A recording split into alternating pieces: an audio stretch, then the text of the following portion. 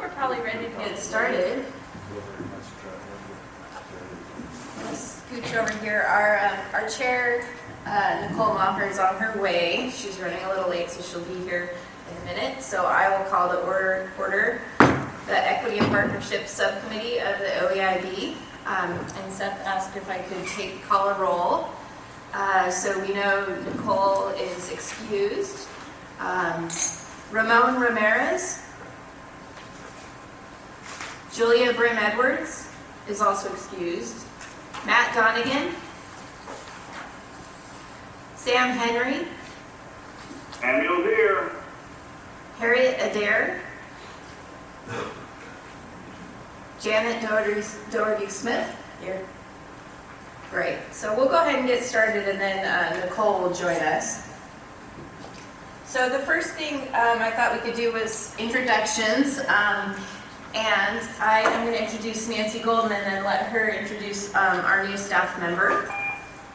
Hi, who just joined the call? Must be a public member. Okay, so I will turn it over. I'm Whitney Grubbs, Chief of Staff of the OEIB, and Nancy Golden will introduce our new staff member. Okay, so I think a lot of you know that Doris, who was with us, went back to be with her family, and so we did a search and we think found a phenomenal replacement, and she's sitting here with us today. Her name's Serena Settlemile Wellesley. Did I get that right? Yes. Wesley. I'm sorry, I should know that. I call you Serena Settlemire usually, so yes. Wesley. And I'm going to let Serena tell you a little bit about her background. Where we're having Serena really focus is on three areas. One is community engagement. The second is making sure she keeps a focus on our students who find themselves in the achievement gap, because we are going to get those students out of the achievement gap. And then the third thing is that we all know how important reading by third grade is. We know that working with families is a way we can get there, along with working with all our other partners, our school districts and nonprofits. So she's really going to be focused on, once we have our early learning people, getting students to kindergarten ready to learn, or she's really going to make sure our K-3 systems, using everyone kind of wrapping their arms around our children, are done in such a way that all students meet or achieve standards. So we're just thrilled you're here. Could you take a few minutes just to talk about your background? Yes. Recently I was project manager for the Multnomah County Hub System, bringing everyone together to establish the hub in Multnomah County as we got going. And prior to that, I was director of community family programs for Self-Enhancement Inc. in Portland, and ran several of their programs on the adult side as well as the parents as teachers. And prior to that, I was the community relations manager for Legacy Emmanuel Hospital and Legacy Emmanuel Children's Hospital for over 6 years. And it was a wonderful experience working with children and families and getting parents engaged in the hospital as well as corporations and community members. I have an extensive background in community organizing and working in the community in and around Portland area, as well as East Portland and North Portland and beyond, and some experience here in the Salem area and beyond that as well. And I currently sit on the allocation committee for the Portland Children's Levy. I was recently with the Alpine Rotary as the president there as well, and so I'm looking forward to learning a lot up under Nancy's leadership. I'm looking forward to working with Whitney and everybody at the OEIB, and so I'm happy to be here. So Serena will be the person who becomes the key staff member for this committee, and we're just thrilled you're jumping right in and getting at it, because this is a really critical committee. Great. So with that, we have a really small group of public here today, and so I want to let people introduce themselves. You're way far back from us, but not in our hearts. In our hearts, you're part of the group. So why don't we start in the front row? I'm David Moore, Department of Community Colleges and Workforce Development. Gerald Hamilton, Interim Executive Director, CCWB.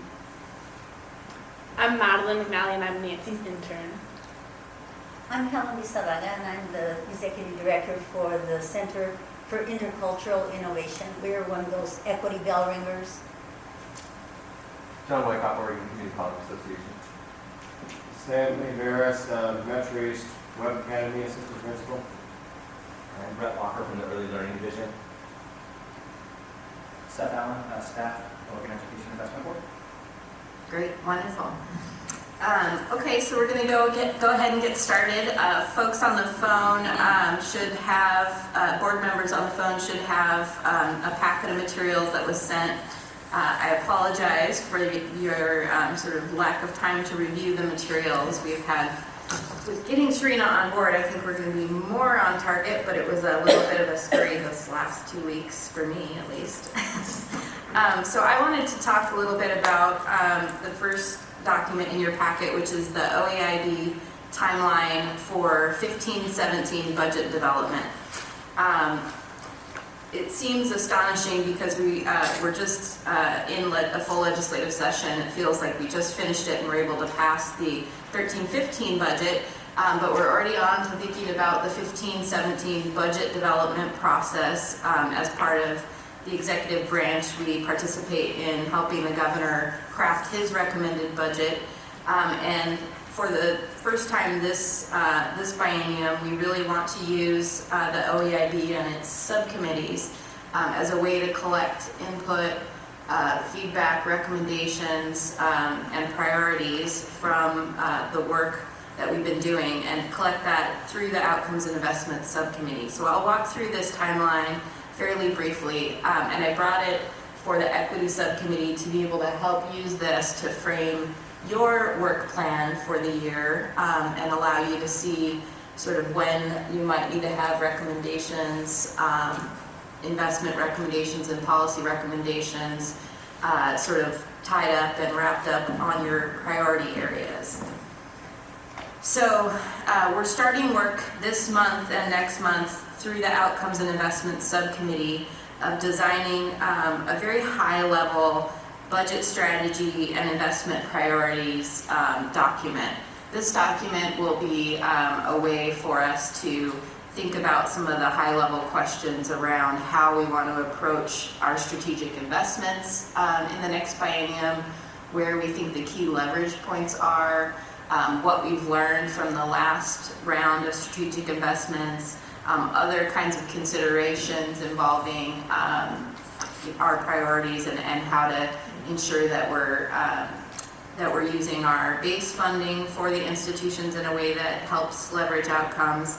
So these conversations in the Outcomes and Investments Subcommittee will then come to the full board of the OEIB, and the hope is in March the board will be able to adopt a budget strategy and investment priority document.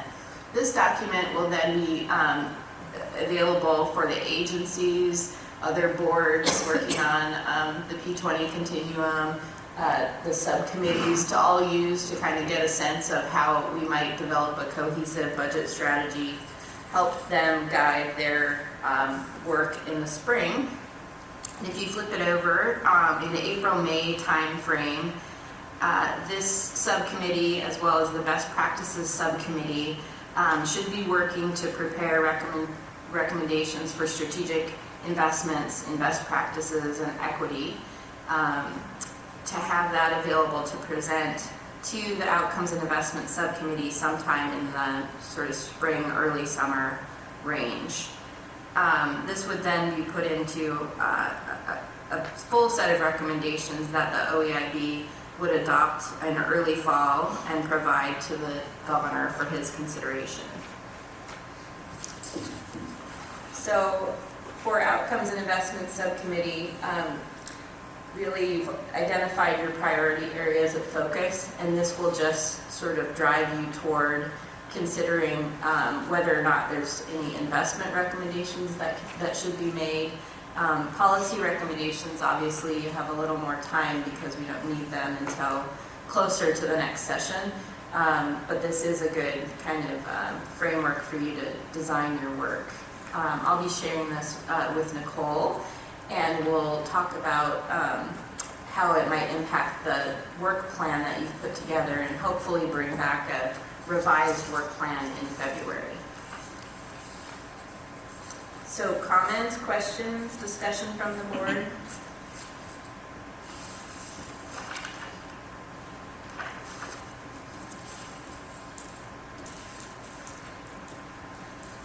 Wonderful. We're as sleepy as I thought we might be. So I think we can go ahead then and move on to agenda item 3.0. As you recall, in December, this subcommittee had a fairly full discussion around the GED, which was a follow-up from November, where a presentation by the City Club GED Research Committee was made. During the last December meeting, the committee talked a lot about what it had learned from the GED presentation, but we did not have a member of the Community College and Workforce Development Agency on hand to answer some of the questions about how Oregon particularly is handling the transition to the new, more robust GED, which was launched on January 1st of this year.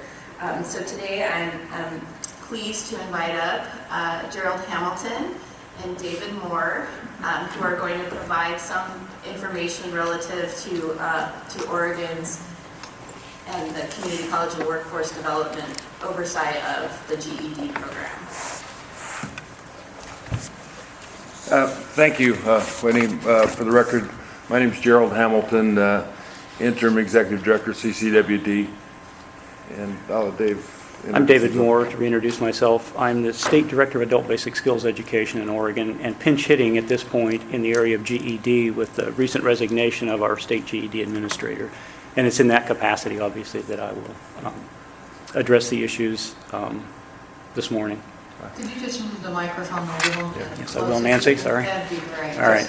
I would just, before we start, say thanks for the opportunity. It's important for us to talk about the work we do, and I think the good work that we've done around GED, although, clearly, the limited resources in our department have caused us probably not to be as robust in some places as we'd like to be, but it is good work and it is progressing, and I think, Mark Haig, our previous GED supervisor, has done a good job, and David has worked with him. So I'm going to let David talk and do the bulk of the presentation. Certainly talk about the GED, answer questions. I have some experience both as running a local GED program as a K-12 administrator and as a community college president. So we can talk about that if you'd like, how it works locally, and so does David. So I'll turn it over to David for this. Thank you, Gerald. And again, good morning, members of the committee. Whitney had posed to me 3 specific questions or issues that you wanted me to address relative to, I think, the previous discussions you'd had in this committee around GED. And she's alluded to those. One is the role of CCWD relative to GED programs. The other, as she mentioned, were the efforts that CCWD and the local testing centers undertook in preparation for the new test series and sunsetting the old test series. And thirdly, any data that we could bring forth on costs and program effectiveness of the GED preparation programs. So I will address those specifically. Of course, as Gerald has said, happy to answer any questions I can. Again, I'm coming to this without the background that Mark Haig had, and I offer that not so much as an apology, but to say that I may have to defer answers to some of those questions and research them, and through Whitney get that information back to the committee. So, first issue, the role of CCWD relative to the GED programs. I think first and most significantly, CCWD is the cognizant agency for the administration of GED in Oregon. That has historically required that we have a nominal state GED administrator who oversees that function and has been housed at CCWD. Significantly, CCWD is the contact point for the public, for the legislature, for press, and for policy development relative to CCWD.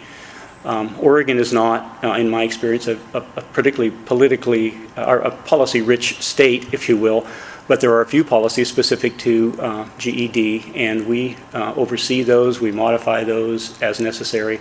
And of course, that has always been done in conjunction with Commissioner Preuss and the State Board of Education heretofore. In its role, public role, we have been the point of contact for any questions or issues that arise from the public around GED. So whether that is any questions about the test series itself, about GED records, transcripts, questions about accommodations, and up until the transition to the new GED testing series, we have had oversight responsibility for monitoring the local test centers and adjudicating any issues that relate to test violation issues that might have occurred at the local level. Now, that role changed with the advent of the 2014 GED test series. The relationship between GED Testing Service and Pearson VUE transfers that once state-level responsibility to GED Testing Service and Pearson VUE. So all security issues and so on are now centralized through Pearson VUE. So the role of the role of the state administrator will alter in this new series, at least in that area. We will still continue to have a state administrator, and we're in the process of replacing Mark Haig's position.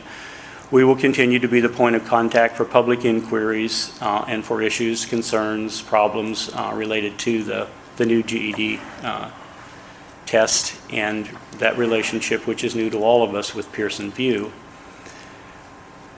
We recently contracted with a third party to manage the records, the GED records for Oregon. So we will be the interface between the public and that records processing entity called Diploma Sender. Very quickly, we made the decision as an agency to go with a second-party vendor rather than do that ourselves, because they are much more efficient in processing those transcript requests and in issuing them. So the issue here was being responsive to the citizens of Oregon who have taken the GED test and getting that credential and those transcripts in their hands as quickly as we can. I think it's important to clarify and point out that we don't monitor any of the GED preparation sites in Oregon beyond those that are affiliated with the community college and are supported through WIA Title II funds. And those sites we monitor very, very closely. We do that through on-site visits and through an annual strategic planning and accountability process.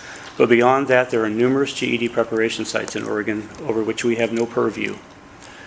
And of course, you're all probably familiar with the GED options program in the state. And again, that is ODE's responsibility, not CCWD's.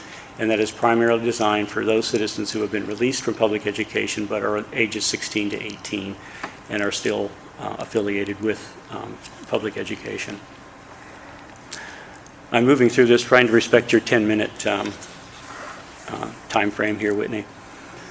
Efforts around the transition. There's a document that I believe Seth put in your hands that has our logo on it. It's titled Closeout Campaign Overview for 2012-13. This obviously you can read for yourself. There are a few things in this that I would like to highlight that I think profile the efforts that CCWD and the local testing centers went through to close out the old test series primarily, but make the citizens of Oregon aware of the advent of a new test series. So I'm going to begin about midway down there where it talks about the Oregon Closeout Campaign and just, as I said, comment on a couple of things. I think it's important that we undertook a 16-month campaign with the public in Oregon to make them aware that this GED 2002 test series was coming to a close, and we kicked that off in September of 2012. Our primary audiences for that marketing and communication campaign were non-completers and those who had not successfully passed all of the tests in the 2002 test series.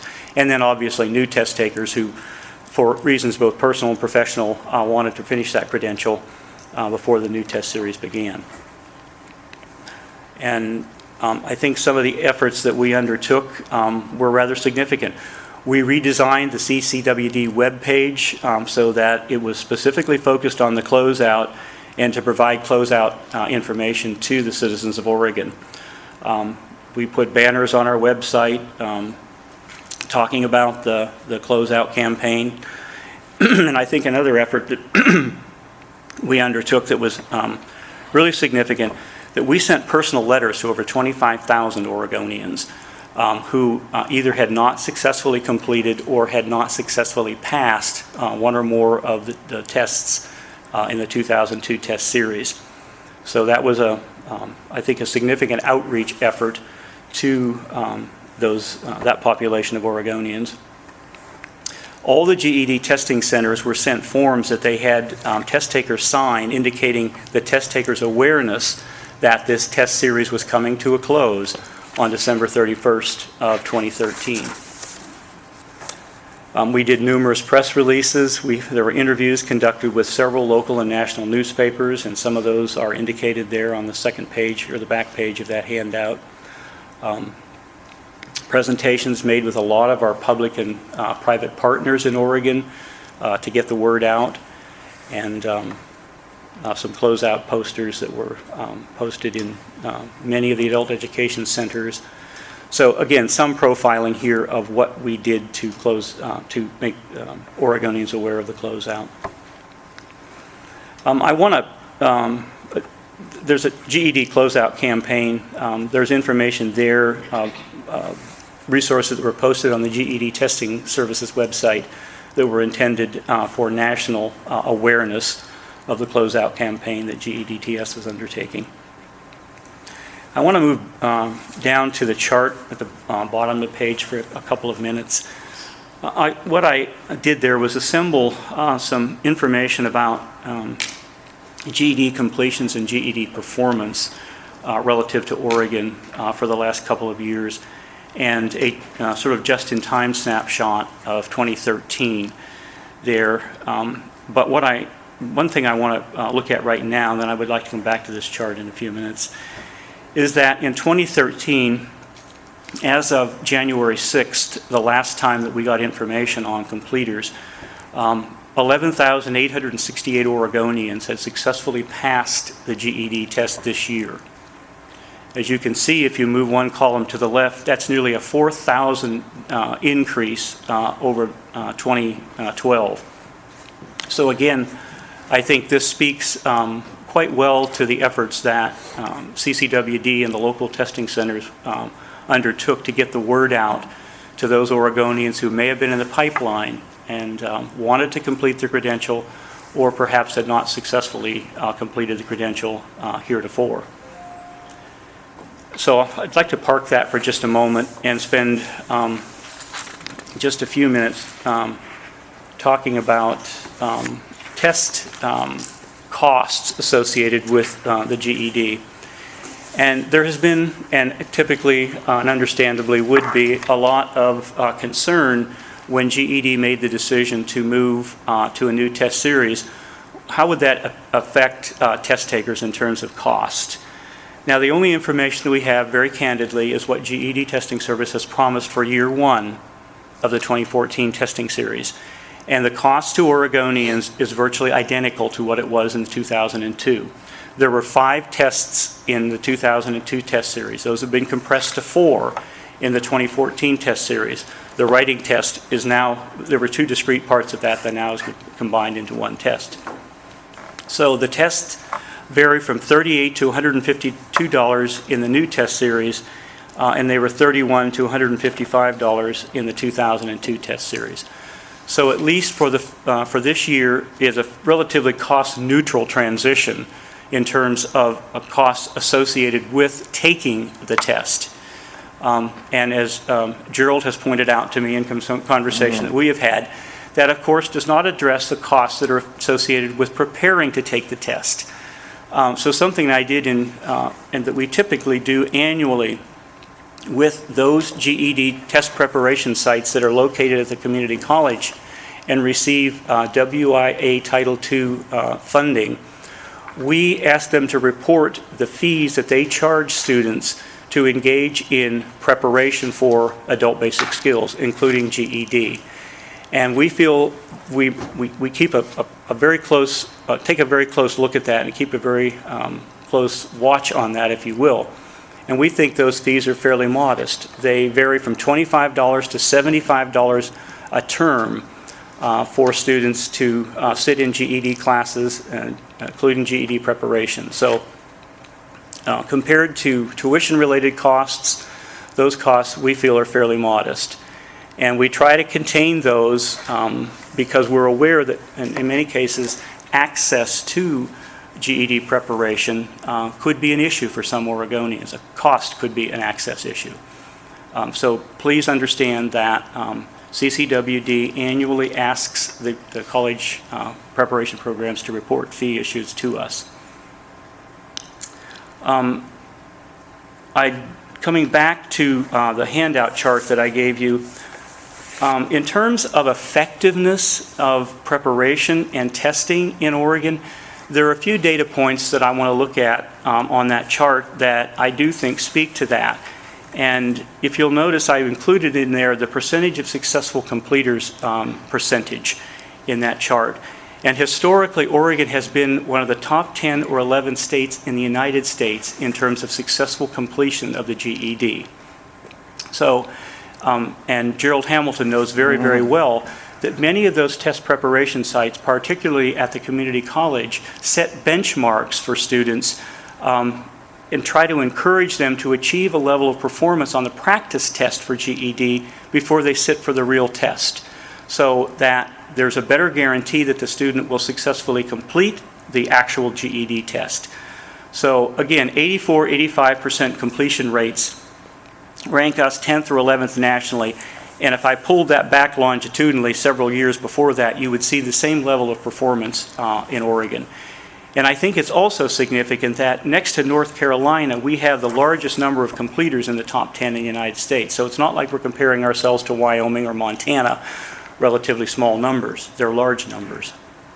Can I ask a clarifying question? Absolutely. Absolutely. So you're just, so this measurement is purely folks who take the test. And do you have any data points on number of people referred to the prep sites and who actually begin the process of preparation? Because I think that's a really important point. And one of the pieces of feedback that we've continually heard is that so many people are referred to community colleges and then have a negative experience at the prep site and then disengage, but they never actually take the test. And so I'm just curious about your data about how many folks actually show up and then don't no longer participate for a variety of reasons. And I'd also love to know what percentage of folks go to community colleges for preparation, and then there's also for-profit and a whole host of nonprofits that provide this service that I believe take up a significant amount of space in this arena. If you have any information percentage-wise, that'd be great too. Madam Chair, we have very little data, quite frankly, on test sites that lie outside of those community college test preparation sites, because again, Oregon exercises no purview over those test preparation sites. It may be possible, Madam Chair, to gather some data on the number of students who come to a test preparation site at a community college with GED as a goal and then depart. The issue around that is, for me, quite frankly, what are the issues around the reason to leave? And that would be perhaps a more challenging statistic or piece of information to gather. But I am not undisposed to trying to gather some of that information from some of the community college test preparation sites for the committee. It's not something we generally track. No. What we track is those who actually persist.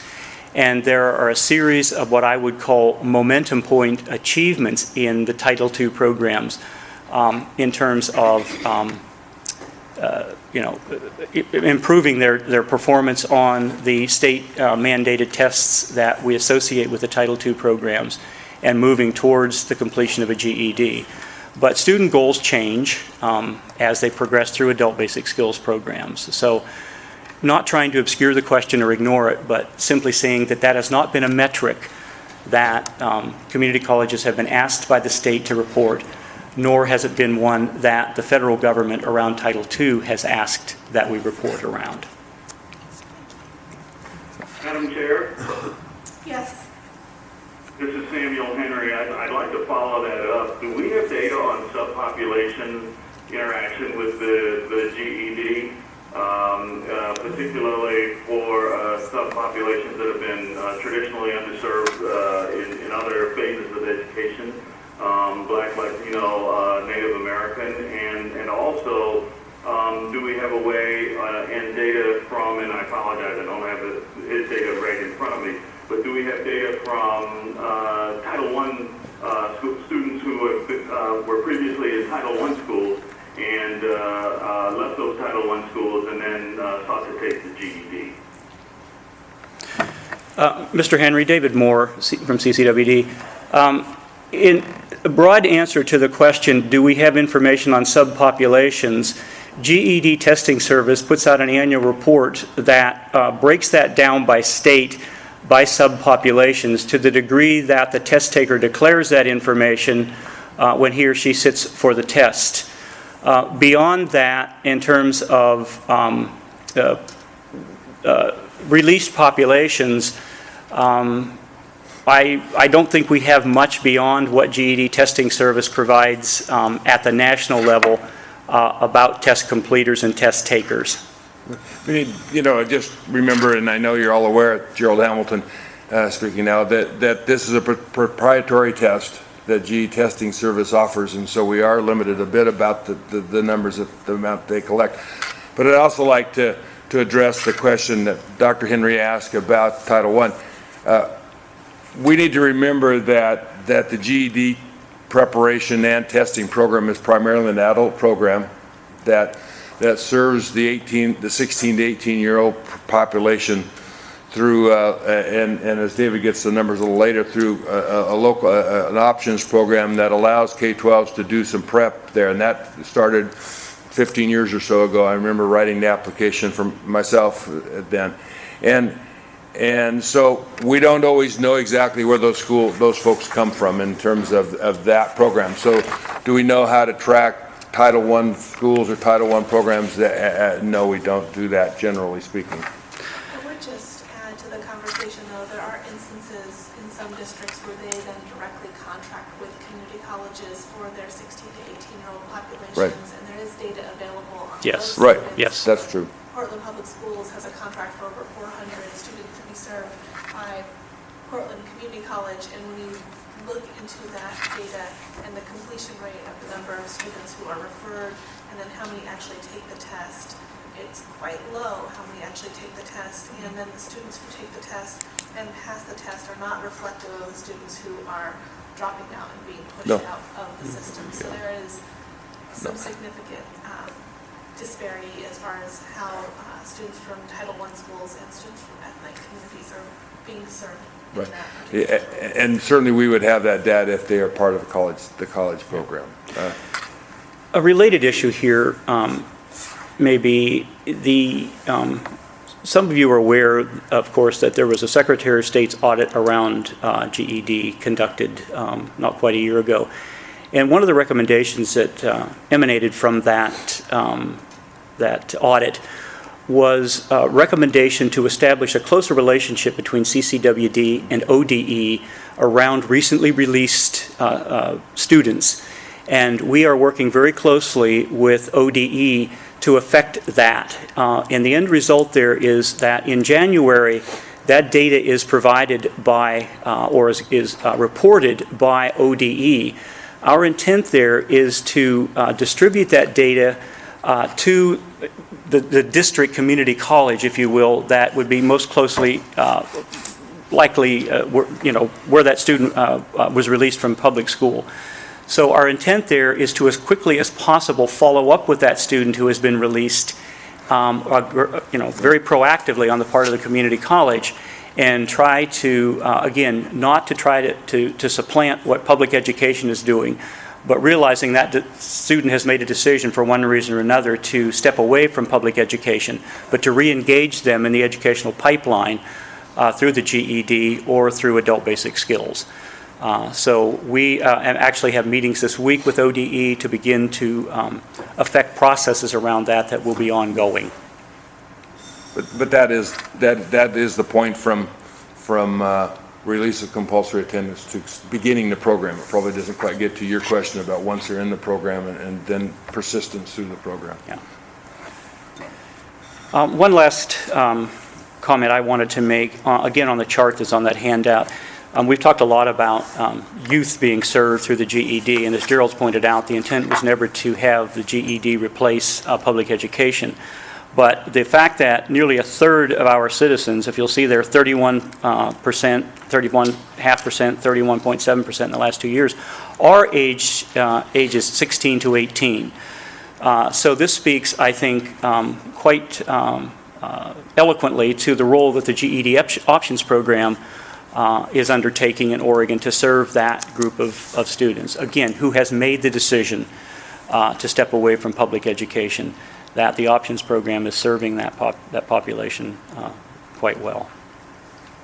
So those were my remarks around the three issues that Whitney had asked me to address. To the degree that the committee has interest and time, I'd be happy to address, and I'm sure Gerald would too, any residual questions. Could you just clarify plus BD? I don't see any. I'm sorry, it should say TBD, to be determined, Nancy. I tried to fix all of those, but in my haste to add that yesterday, I didn't get that fixed. Yeah, I would just say before the questions, I mean, from the CCWD standpoint, and I alluded to earlier, we have one position, one FTE that supervises our GED program, and you can see there are lots of testing centers and lots of issues. So there are certainly, you know, one could argue there's a resource issue. We have done our best to do the oversight of the program to the extent that we can within the 1B programs. It might be helpful just to hear your perspective about where we go from here. You know, this is very helpful. I have a long background on the nonprofit sides around GED. Yeah. It's 11 and a half years there. It's really interesting that we never encountered you all. Oh, really?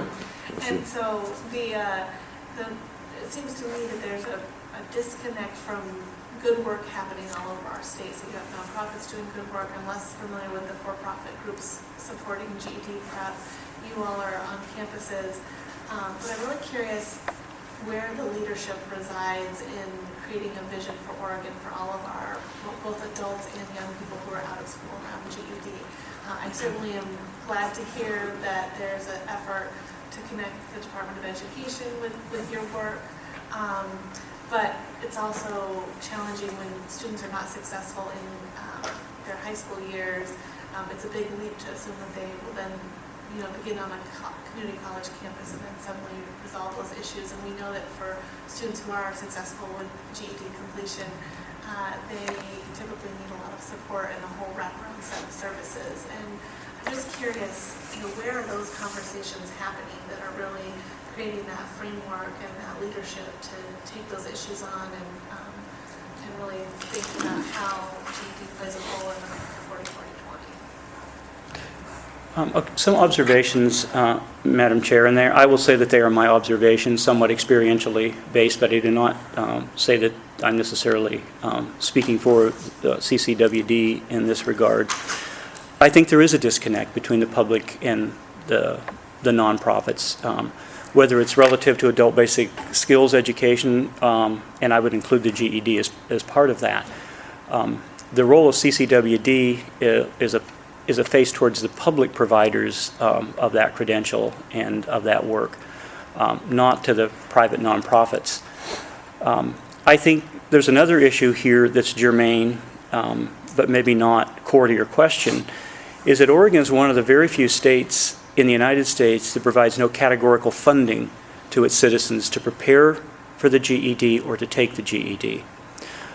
So in some sense, you can ascribe leadership or lack of leadership in that arena as well, something that could bring some cohesiveness to that if there were legislation that did establish some categorical funding that would provide some oversight in a broad sense that isn't current or isn't in any way legislatively mandated.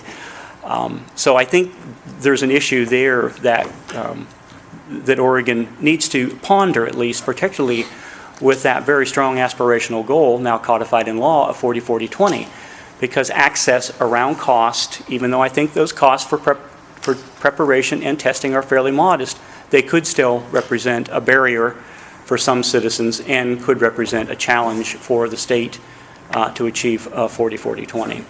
You know, and I would just say, having been very involved in the local center as well, I mean, you keep the costs down. We used to charge $25.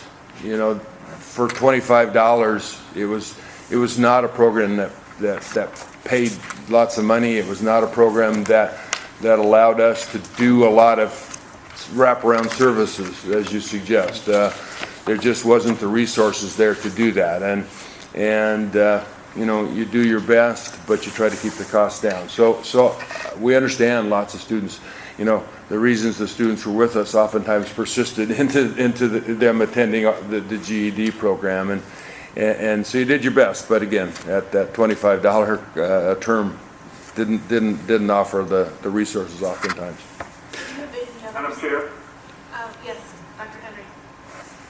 Madam Chair, this might connect with our previous conversation about what we hope to do in our strategic calendar, and I would like to put on, I know we're going to have a long list here, but put on the list as to whether or not something done here might be one of our strategic investments that we might want to discuss and possibly recommend to the full OEIB in the future. Thank you. And I was going to invite you, I hear you, of course, funding strategy would be an important piece, but do you have any other suggestions as far as, it seems like it would be a good thing to have all of the different folks across the state working on GEDs, working together more closely. It seems like perhaps some standards and aspirations about preparation might be positive. I mean, I'm making this up, but I would hope that you have some other ideas besides money, which I think is a good idea, by the way. That's always very helpful, you know.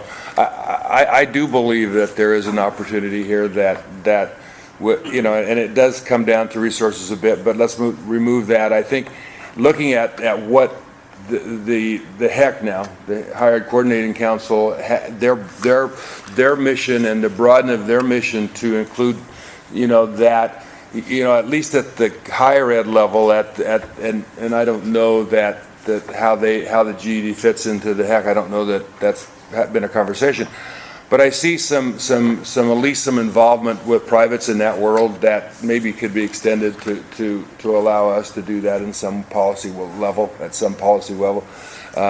You know, that then, you know, we can bring people to the table with good intentions. I think I've been around this work in Oregon for about 6.5 years now, Madam Chair, and I think that there has not been what I would call, and again, I'm offering a personal observation here, what I would say that GED has not had a high profile in the state of Oregon. No one has taken it on as a favorite son, if you will. And to comment on what Gerald was saying, the Oregon Education Investment Board or the Higher Education Coordinating Commission could raise the profile of GED in Oregon if they so chose. And I think that in and of itself could be the catalyst for collaboration and cooperation between all or among all those entities that are responsible for preparation and testing. Any other questions?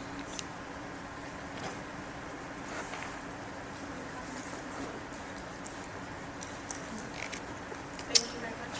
Thank you. I hope this has been helpful. Thank you for your time. Appreciate it very much. I would say one thing, sorry, I was thinking about this is, you know, I think this idea about collaboration is key to everything we're doing with our regional achievement collaboratives, with our hubs.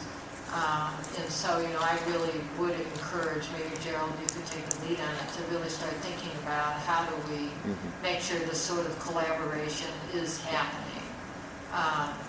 because I've seen extraordinary results when people come together Oh, who are all absolutely. committed to the same thing. And I know the mission of community college is very much about the students who sometimes have not been successful in systems, and they provide sometimes the one big hope to make them successful. So I hope you really take this on as with gusto, because I think it's All important. right, thank you, I will.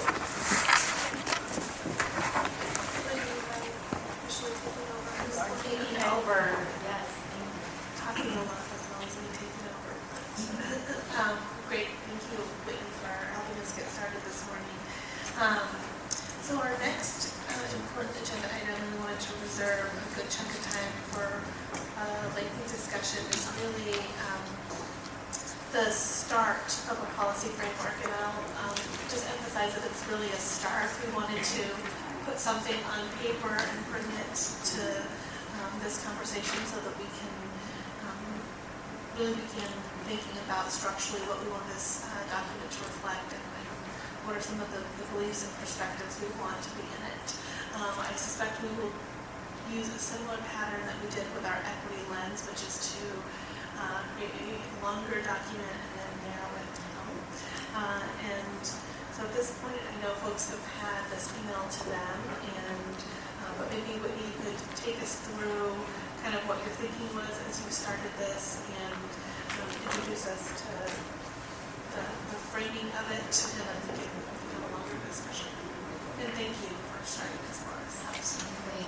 As Nicole said, this is very much just a kind of a bare bones skeleton draft to begin putting some side rails around the subcommittee's thinking. And I sort of laid it out with Nicole's help in a few sections that I'll just walk through. So first, being an introduction. And in the introduction, I tried to sort of anchor us with the 40-40-20 goal. I think it's important in the conversation around GED. It's tied to the 40-40-20 goal and its specific inclusion in the law that created the 40-40-20 goal. I think is something that should be at the forefront so that folks understand why the GED conversation is relevant. Oh, I'm sorry, and this is all about all out of school youth. Sorry, I'm still back on that. So the 40-40-20 goal really being about ensuring that every Oregonian has the opportunity to achieve a successful and prosperous life and employment, being marked, of course, by the achievement of a diploma, certificate, or degree. And the conversation around out-of-school youth, which this framework is meant to address more than the GED strategy, but a set of strategies. The relevance of that being that there are many students who, as we measure 40-40-20, have already moved out of the traditional pipeline or been pushed out of the traditional pipeline, and we want to ensure that our strategies are including youth who are already outside of that pipeline, so that in the years leading up to 2025, we're not ignoring students who are either coming up through that pipeline or out of that pipeline, but really thinking about how we seize the opportunity to provide support for all youth.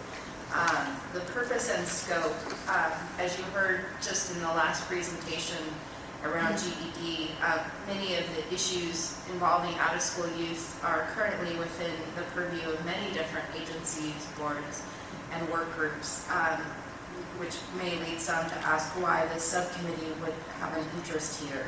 But I think the very idea that OEIB's responsibility is about creating an aligned and seamless system makes it very much important for this subcommittee to be thinking about how to bring together those various pieces that are working on this issue in a way that is aligned and can create a better impact. In addition, I think I tried to make it clear that because the OEIB is beginning to really identify itself as a group that doesn't look at a particular sector or segment of our population, but looks at all of the population, that youth who are out of school are the very definition of the kind of population that OEIB has responsibility for looking at, because otherwise they may not be looked at by the rest of our system. So the next section is a core beliefs section, which these are pulled from the equity lens. And so I think there's probably a lot of work to be done and a lot more beliefs that the committee could put at the forefront here. But I pulled these out of the equity lens as a way to just begin starting the conversation. And the last piece, which is a really empty shell, is a policy and investment framework. The subcommittee identified at the last meeting 4 focus areas: increased support for Oregonians seeking the GED credential. Focus area 2, improving alignment with other systems, such as the Oregon Youth Authority, Department of Health and Human Services, etc. Focus area 3, preventing dropouts by improving systems and services for students in the traditional system. And focus area 4, supporting positive and successful options for students. I think filling out the findings and recommendations for these sections is a big job. So one of the questions I would pose is whether there does need to be some broadening. But as Nicole said, we started with a sort of larger agenda, and the subcommittee can do its work to determine the best place to land. As I was looking at this document, I was thinking that there's a couple of things that we might need to think about. I think the introduction and the purpose and scope are very helpful. I think that they serve more as a grounding for where we are today and how we got to where we are. Certainly when we bring this policy forward to the full OEIB, it will be a policy of the entire OEIB. And so prior to that, we will have to remove reference to our committee and what have you, because it will need to stand alone in that policy framework. And so I think that we should do some work between now and then to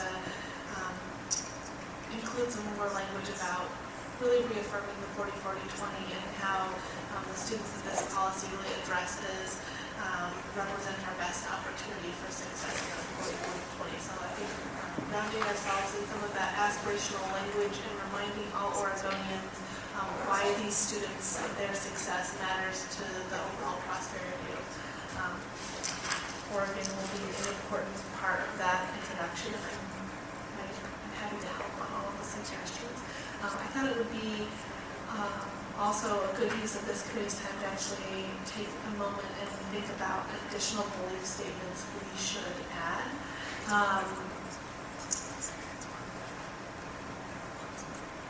I have one, which is that we should add a belief statement around our commitment to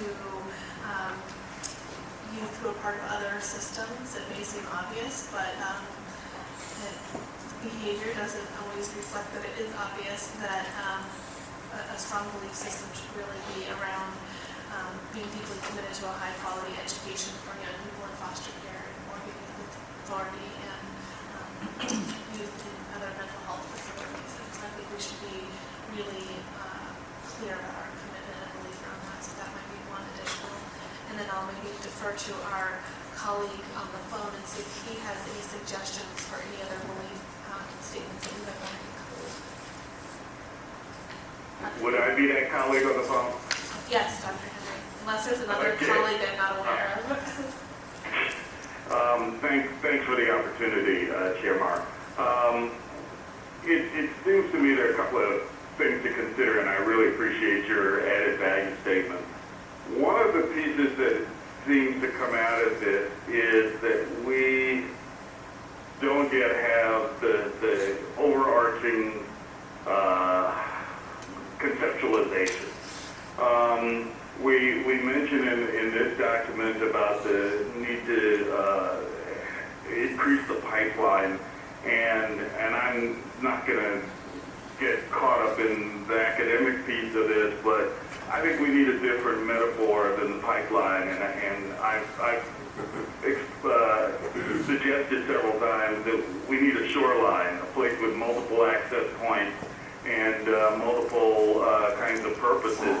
And I think when we start to look at the Oregon Youth Authority, when we start to look at the young people who are not in the traditional systems, whether they're sleeping under the bridges in Multnomah County or couch surfing in Union County, that there is an opportunity here to really connect and bring in a lot of the youth who have not fared well in our systems. You mentioned the foster care.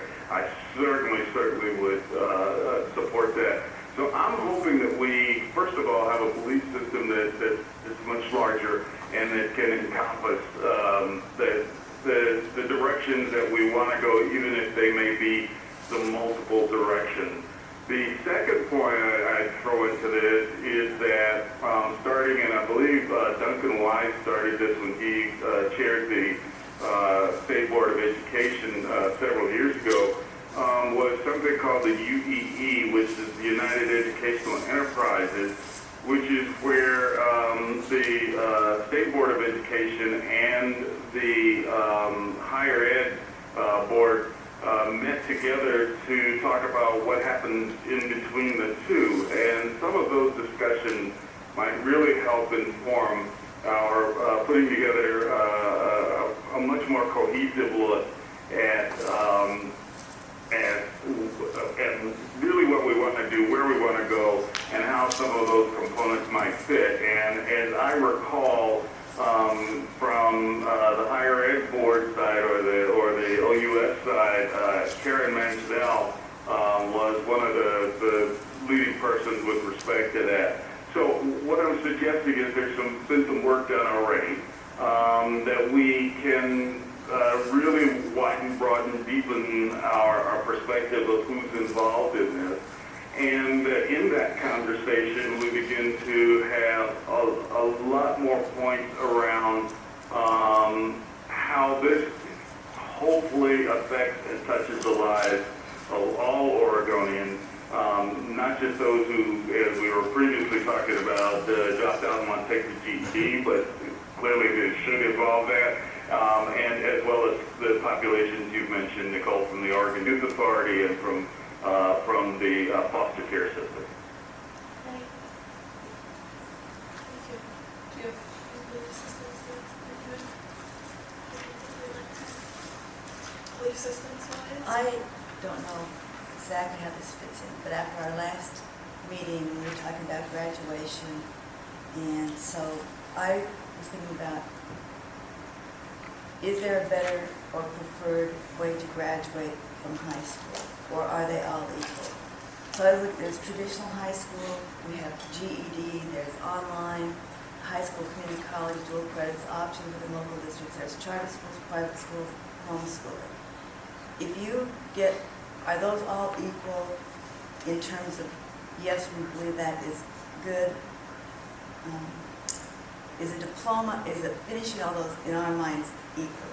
And then looking at GED versus traditional high school, as I'm sitting here thinking about it, why would we not just have more students go for GEDs and go to the next?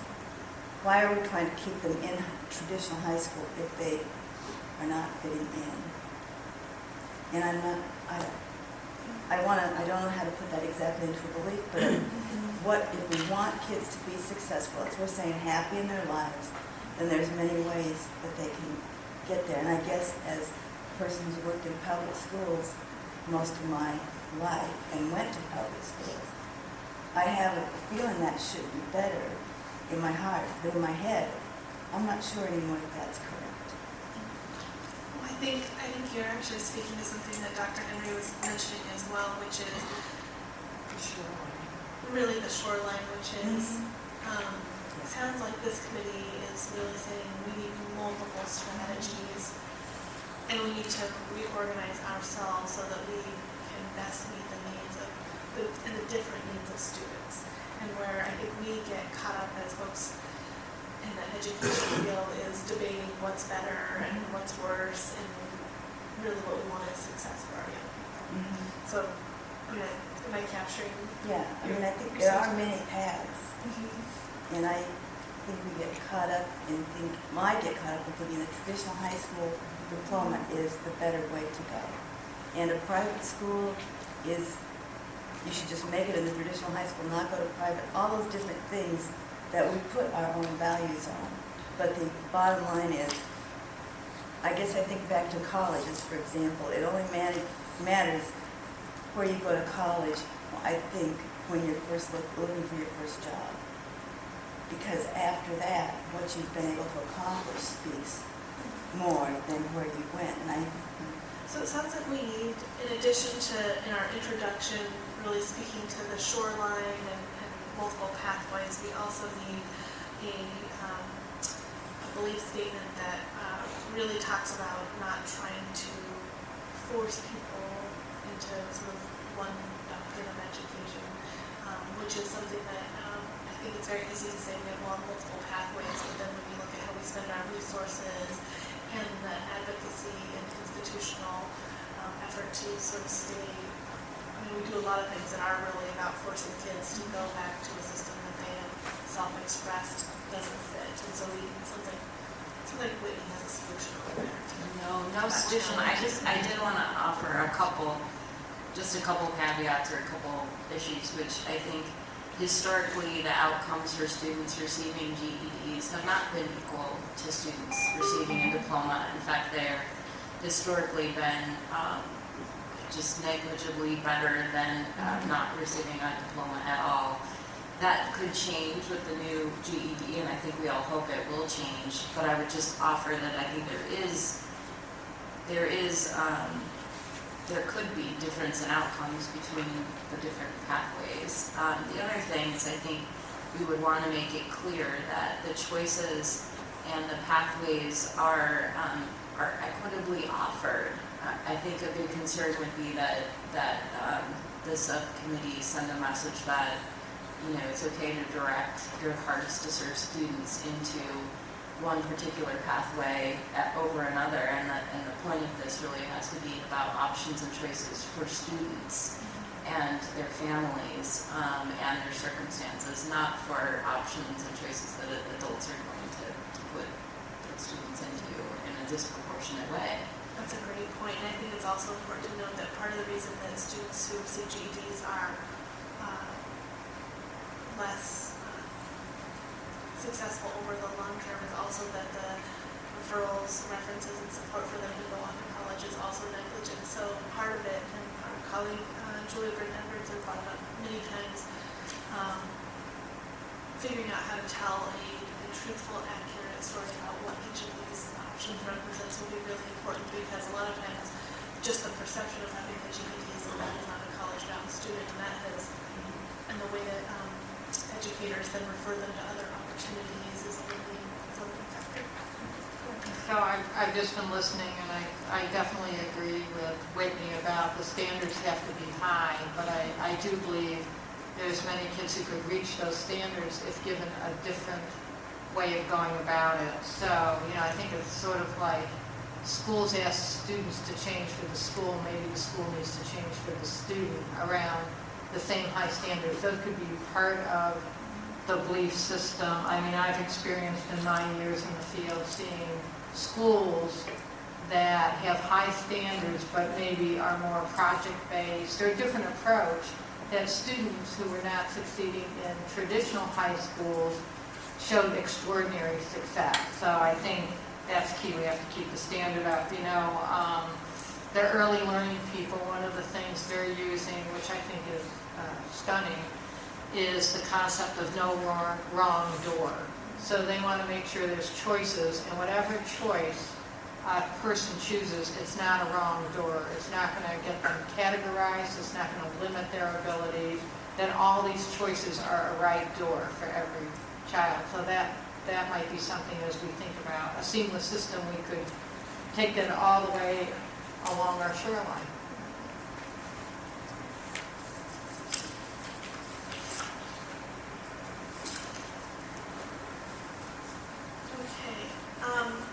So I thought for I know we'll continue to think of other belief statements, and I am happy to with Serena and Whitney to kind of recraft some of this language and strengthen the introduction to be a little bit more aspirational and visionary.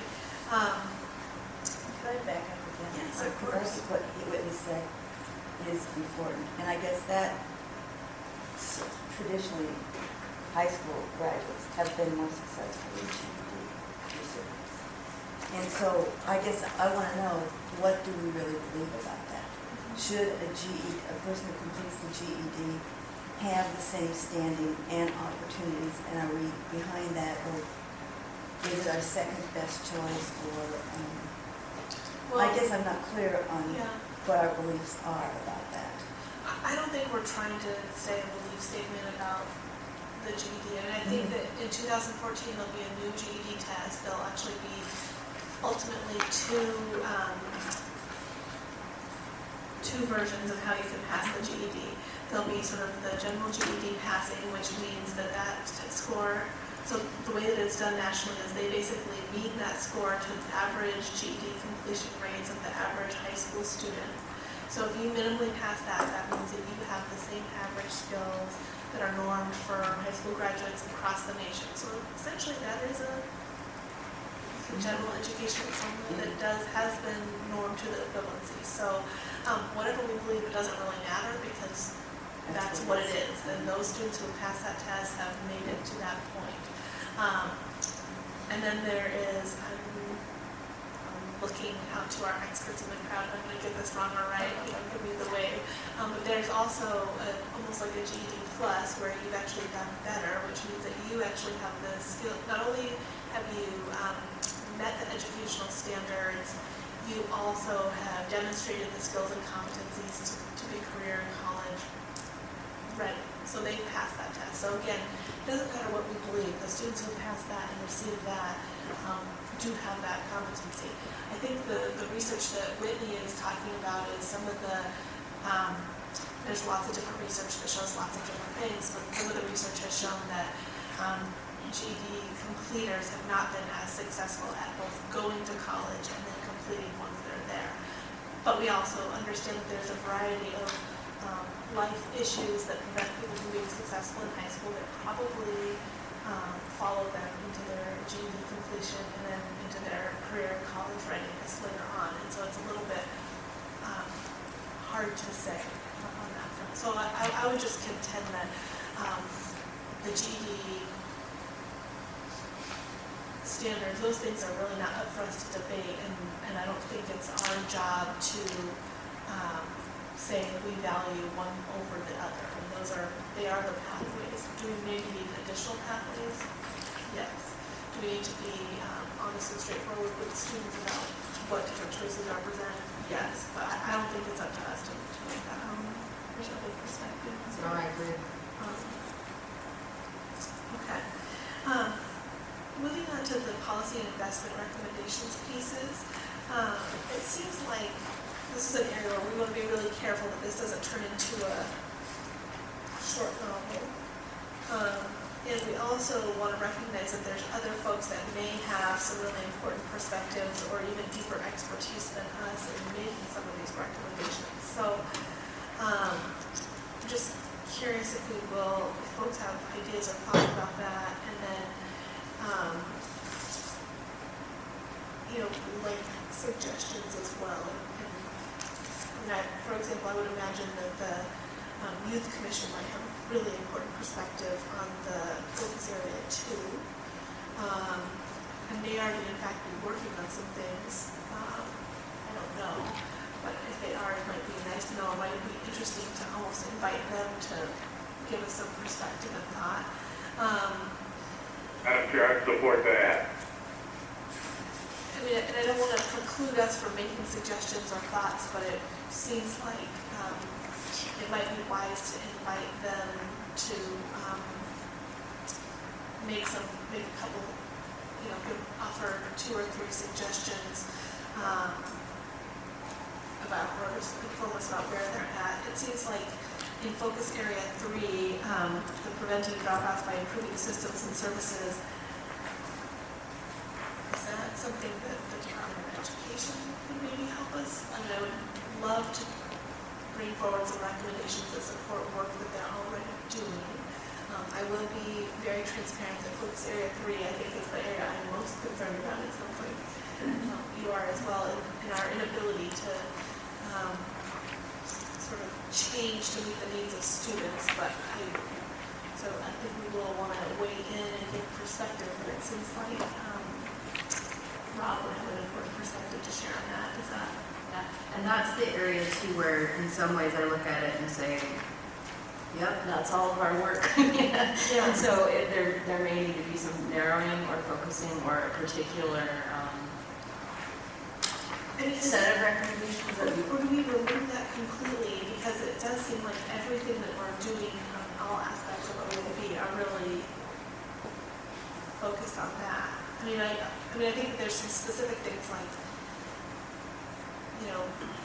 attendance and dropout retrieval efforts that, either don't exist or are not working well. We may have some perspective or thoughts, or we might have some thoughts about different types of community engagement, but it seems a little bit bigger than a focus area.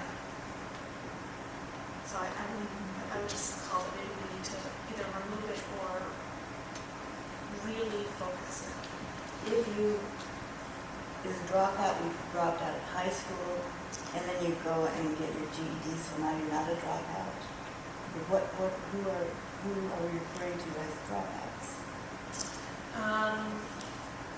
I believe the legal definition is students who miss 10 or more days consecutively are considered a dropout. For public schools. And then once a student has re-engaged in an alternative or a district-sponsored GED program, they are no longer considered a dropout. So I think what we were thinking in focus area 3 is we didn't want to ignore the importance of preventing dropouts. There's several indicators that you can see early on about students who are at risk for dropping out, and so you didn't want to just create systems that then serve people after they dropped out. You might want to do some specific things to prevent it, or I'm wondering, Nicole, maybe instead of having it as a focus area, there could be a belief statement around just making a sort of overarching belief that are about really OEIB's focus as building a system for which students will be able to find a pathway that works for them as a sort of core belief, and then have focus area 4, positive and successful options for students. That seems like a more narrowed strategy for the same purpose, which is making sure that students. and then you can kind of say up front, you can kind of say that up front in the introduction, and then reiterate it in the belief statement, and then make your focus areas much more specific and concrete. That's a great suggestion, Dr. Gould. Yeah, I'm hoping we can think about the achievement compacts and the targets on the achievement compacts, because, the achievement compact targets are where we're really supposed to try to make investments to move the target. So I think there's a few that speak directly to this. I think the 6th grade chronically absent really probably too late, but also indicates that if you're chronically absent, your potential to graduate is tremendously diminished. I think 9th grade on track, making sure students, again, have the kind of attendance that can make them successful and do not become credit deficient. And I think those speak to this. And I really think we need to get aligned. We've begun to, we went out, not me personally, but we went out, David Edwards went out and talked to the field around the achievement compacts. And what people said is, we've got to get them more aligned. If these are the targets, we need to be focused on the targets, and probably we need to make investments on the target if indeed we're supposed to make an impact on those targets. So I could see really aligning these. I think, to me, 3 and 4 are very similar. One is about, looking at the current system, and the other is about really just making sure they're successful. So I think they could be, so my suggestion is they're combined and aligned to really impact targets on the achievement compact. Okay, and I think focus area 4 was a retitling of supporting, charter and alternative and other creative options that really work for students. So, Yeah, whether it's better to keep them separate just so they don't get lost, Yeah. I think is fine. But I think the main thing is the OEIB's work is around helping improve those targets on the achievement compact so we can meet 40-40-20. So the alignment's critical. I think that's great, and I also think when you think about, a lot of people, when you talk about prevented dropout, they think about, what are you going to do when they're a junior, a senior, or a sophomore, when actually having them on track in 9th grade is the most important thing you can do, and the best way to get there is through great reading. So I think, Right. So really when we're talking prevention, we want to make it clear that OEIB, it's wonderful to have it in line, we should do that anyways, but also the reason these are in the compacts, these are actually the best things that you can do to prevent. Right. Starting early is the big important idea. So I think so. I really appreciate that perspective to really affirm the compact somehow. And I don't know if that's in the belief statement. Let's kind of play around with that and see where it fits, because it's. I also think we could make that part of in our introduction, really affirming that starting early, and when we mean prevention, we don't mean when they're 15 credits short their junior year, and so on and so forth. Okay, any other pieces that folks would like to add or other discussion topics? I think the plan would be that we go back and really try to turn this into a robust document and then bring it back next time for a longer conversation. I also think that we should begin the conversation about all of the different groups that we should reach out to. I think certainly inviting folks to give us perspective on some of these focus areas, but I'd like us to follow a similar strategy as we did with the equity lens, where we went and reached out and requested direct input from multiple groups and invited perspective and input. We received probably 50 letters. We got lots of endorsements and feedback, and when we brought the policy to the full OEIB, we had a lot of support for the equity lens, and I think it would be helpful if audience members, committee members would share any perspective on who some of those groups might be with Serena or Whitney, so that we can begin that process, because it will be many of the same groups we reached out to regarding the equity lens, but it'll probably be a much longer list, because the breadth of this policy recommendation will reach a lot more folks. So, great. Any other comments before we move on to the next agenda item? I just wanted to let the subcommittee think about something that might fit into the focus area around supporting positive and successful options for students. In the current timeline for extending our waiver from No Child Left Behind, there's some conversations happening around a alternative school report card and improving the report card for comprehensive high schools as well, and really just looking more holistically at how to make those accountability systems really work. And I'm wondering if there might be potential to bring a couple, I know both Colt Gill from Bethel School District and Matt Coleman from Springfield School District have been thinking a lot about how those accountability systems really be improved to reflect more what's really happening with students. And so that's a potential presentation for the future. Great. Thank you. Yes, and I think it would also be important, and we can think about this as we build out agendas, but I know that one of the things that we can put on our to-do list is actually to bring some leadership from some of the alternative schools that really are incredibly successful. Hearing directly from them about why they are so successful. And so I think that would be a good additional presentation for our future. Okay, so I think The next item is really about a follow-up item from, I want to say 2 or 3 meetings ago, where our equity committee, one of our charges is to ensure that the equity lens is something that we are upholding across all of our systems. Certainly, our lens by many folks is perceived very strongly around the K-12 system, but we think it's very, very important as it pertains to community colleges, early childhood, and higher ed. And we also recognize that we have a significant transition with the HEC. And one of the topics that I believe it was 2 meetings ago was to really talk about ensuring that the equity lens is being implemented and carried on to our systems that are now have their own independent governance structure. The suggestion made at that time by Julie Braden Edwards is that this committee write a letter signed by all committee members to the governing boards of our institutions with their own boards, really affirming our recommendations around overall equity outcomes. A draft letter wasn't written, and I think with the transition,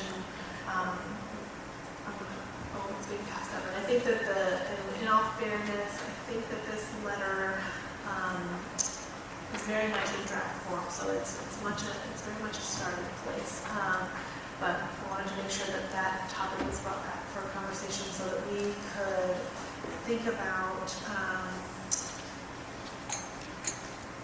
how this might take place. So in this letter, I believe some committee members had actually given feedback on the letter, and I don't think that the feedback was ever incorporated. So and I actually don't think that the letter would go to Dr. Rose. I think it would actually go to either Ben or to the chairs of each of the institutions board. So Ben, maybe you could help us think through how we, in this letter, may be of use, or we want to scratch it and start over, which I am leaning towards. I'm going to share it since it is one of the committee. So Ben, help us think through how we can share our equity lens and our values of belief systems with each of the governing boards. Sure.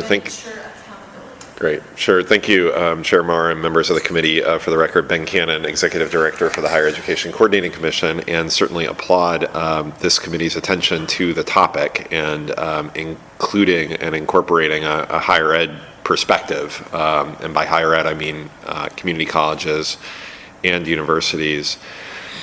First, I want to note that the HEC itself has adopted the equity lens after a presentation from Doris McEwen and considerable discussion and real appreciation from members of the Higher Education Coordinating Commission to this subcommittee and the OEIB for their work. The HEC sort of enthusiastically adopted the equity lens. So I wanted to note that for your record.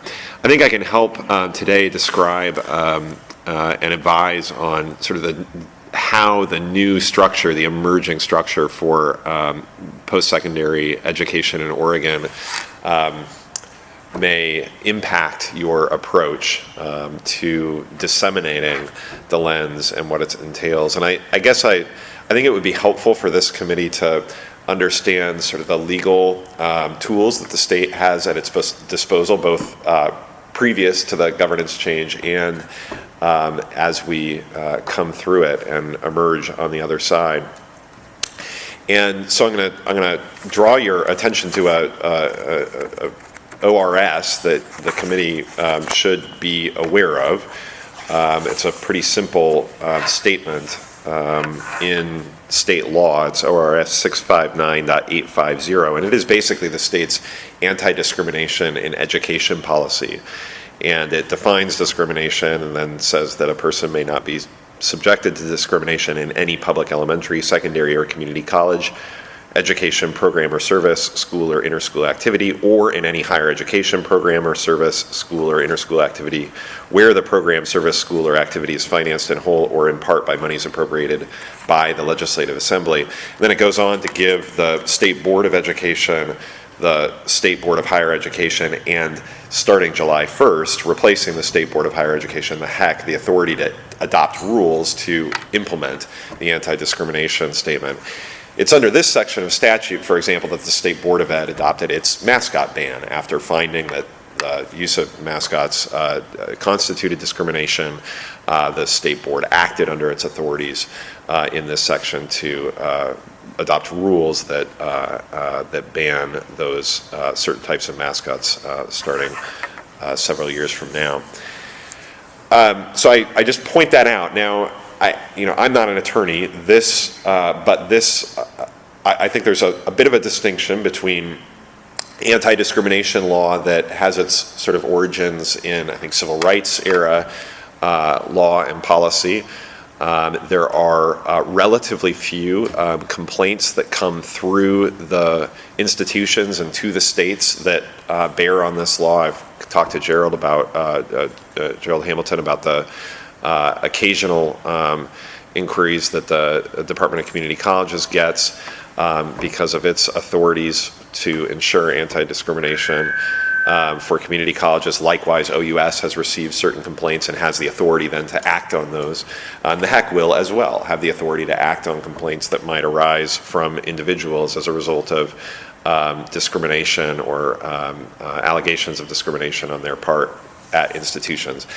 This committee's attention and the OEIB's attention, I think, is to a broader conception of equity that is concerned especially with equity of outcomes. And I think the appropriate question there is what tools does the OEIB, does the Higher Education Coordinating Commission, does the state have to help produce higher levels of equity in our post-secondary system?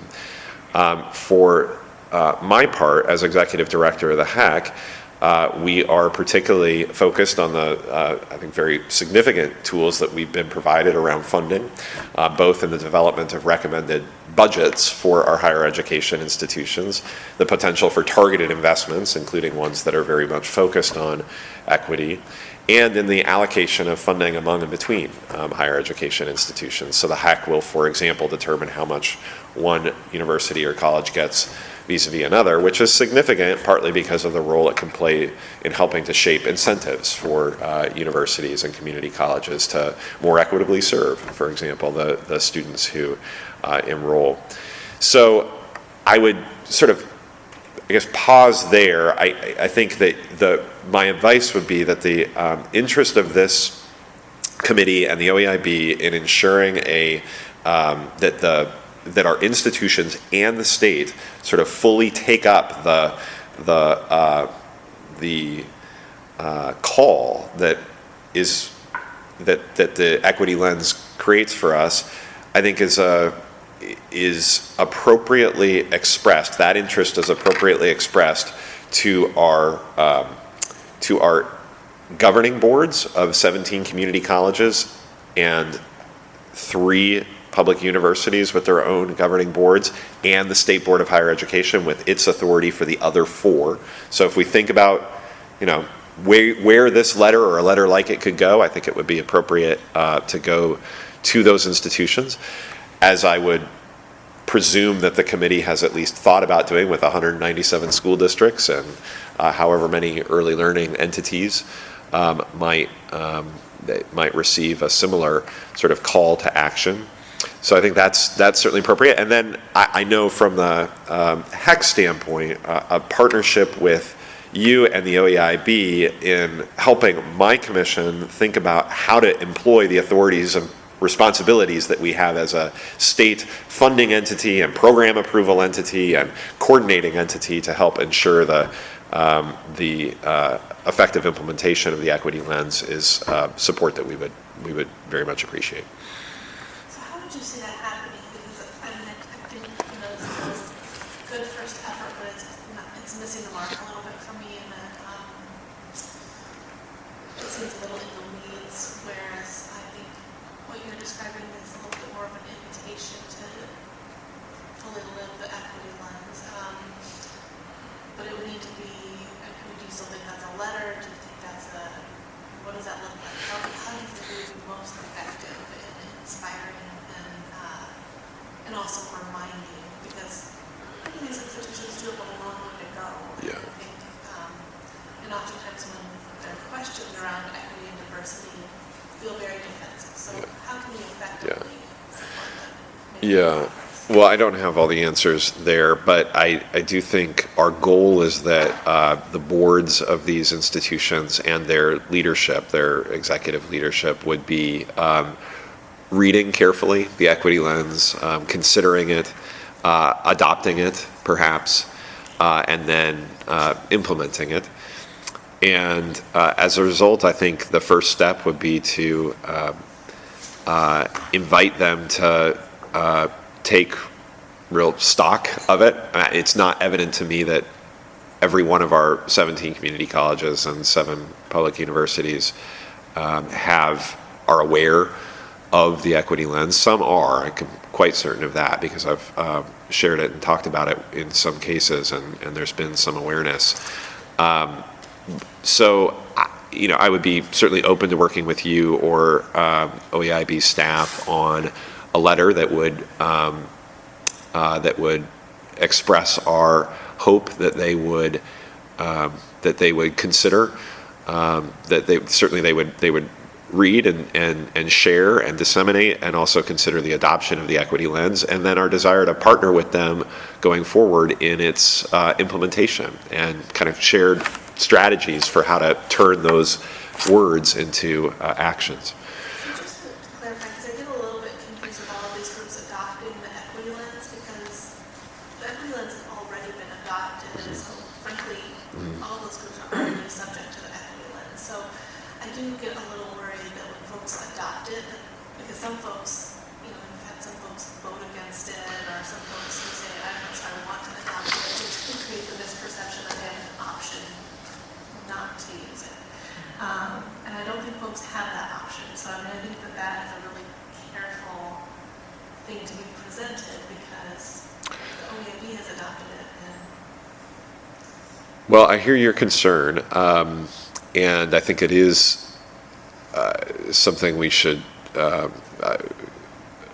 I should think more about. I know that I am quite cognizant of the fact that neither the OEIB nor the HEC is a governing board with powers and authorities to compel institutions of higher education to change. The law does not provide for that, and as a result, I am interested in ways that we can help facilitate and incent that change, and one of those, and when I say can't compel, there are actually cases where we can compel, and I spoke to the authority that the HEC has under the anti-discrimination law of the state to compel change based on a finding of discrimination in a college or university. But generally speaking, that authority isn't there. So in my mind, there has been value in a statement of a board, whether it's a school district, school board, or a community college board, or a university board, saying, we too take up this call to action that the OEIB has provided for us. But I'd be interested. I don't know how all of those conversations have gone. You may have a better sense of some of the downsides there. And I think it's a good thing if folks adopt it, and it's a positive affirmation, but I do think some of them, we just have to be very careful with the messaging that folks think that they opt out of it. Yeah. Because that is, I don't think, an option. Yeah. Agreed. Enforcement's another issue, but. Yeah. So I think it sounds like we are agreeing to maybe scrap this and start over together. Does that sound?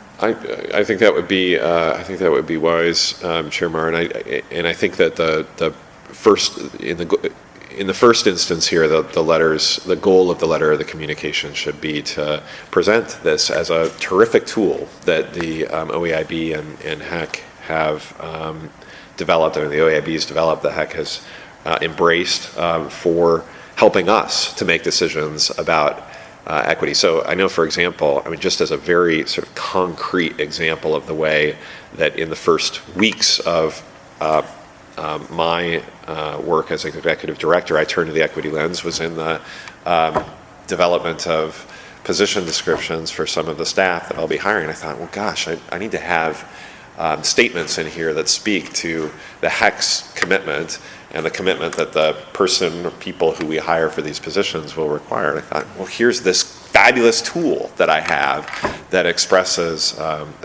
those beliefs and commitments, and that was a very practical, tangible way, and I think we can offer this as a practical, tangible way to help our institutions fulfill their own commitments to equity.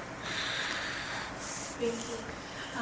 We have a little bit more time on our agenda. Anything else you'd like to share about that? Or any updates that we can make? No, I just would invite this committee, and I've talked briefly to Whitney about it, but the Higher Education Coordinating Commission is wrestling with this question and what it can do about outcomes that are disparate and in higher education. And given its responsibilities and its authorities, which are not dissimilar from sort of the OEIB's areas of interest around funding and investment in particular, very anxious to consult with you and be advised by you about how that authority and responsibility can be put to good use around equity in higher education. And I think I don't think everyone has had the opportunity to see the full City Club report of recommendations, but one of the very clear recommendations that comes out in that is actually asking our four-year universities to do a better job of making it clear that folks who have completed the GED at a certain score are actually welcome to apply, and so that may be another area that we could support you all in making that fairly minor policy change, but very meaningful in the way that our Oregon universities welcome all students as well. So, any other items before we move into public testimony?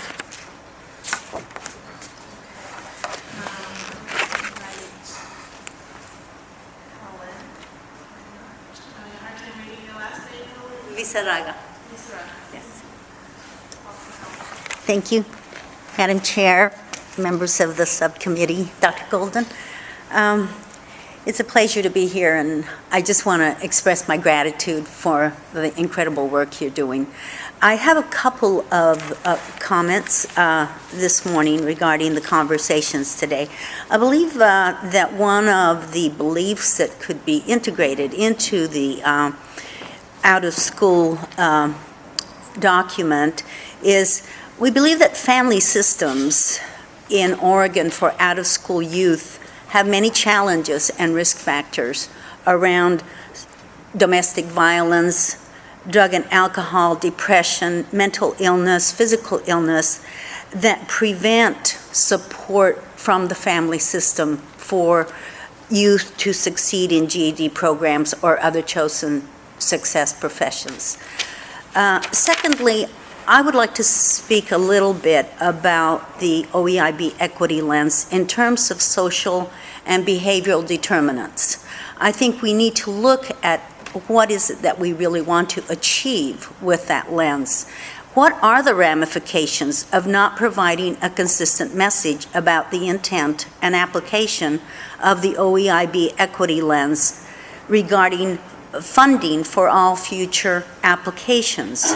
The words equity and diversity are used with our previous mental model. For instance, if you write it, it's supposed to be happening.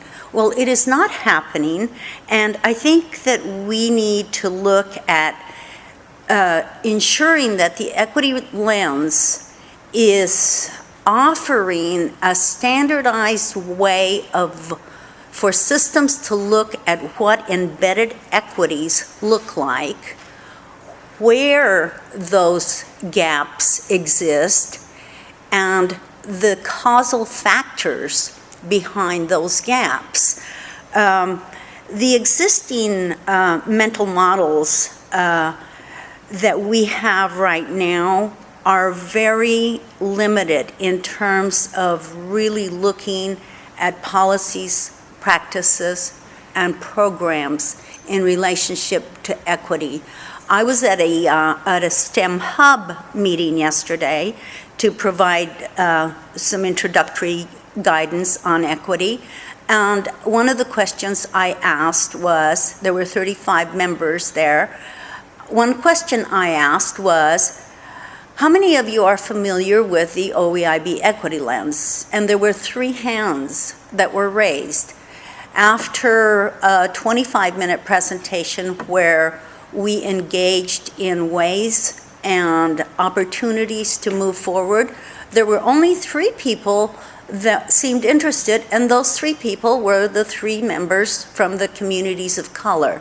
So I do believe that we need to continue to nurture the white leadership in Oregon, to continue looking at what those behavioral and social determinants really need to be addressed in relationship to this lens. Thank you. Thank you very much. Carl, is it Carval?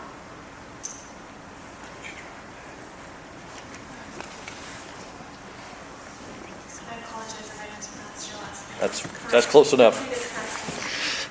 It's just like the football coach. Okay, I'm just an interested citizen. I'm a subcontractor in a glazing business in Salem. And I came here just to learn, just to understand a little bit about what's going on and why. I've got 100 subjects I'd love to talk to you about, but you don't have time for them. So briefly, first of all, our industry of subcontracting and construction is missing people to fill jobs. And the kids that are coming through schools are totally inadequate. They can hardly read or write, and don't have communication skills, or they're headed for college. And there doesn't seem to be any place in between there. And what you're doing here looks like it's looking at those things and thinking about those things, about the GED and so on and so forth.